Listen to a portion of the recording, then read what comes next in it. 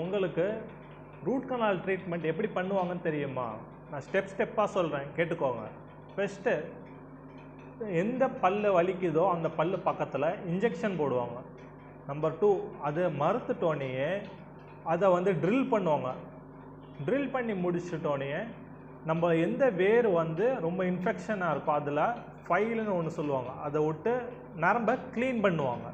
Clean பண்ணி முடிச்சுட்டோன்னே அடுத்தது வந்து அதை ஃபில் பண்ணணும்ல, இல்லைனா வந்து அதில் போய் நம்மளுக்கு இன்ஃபெக்ஷன் அதிகமாகிடும்ல, அதனால கட்டப்பச்சான்னு ஒன்று சொல்லுவாங்க, அதை ஃபில்லிங் மெட்டீரியல் அதை வச்சு ஃபில் பண்ணுவாங்க.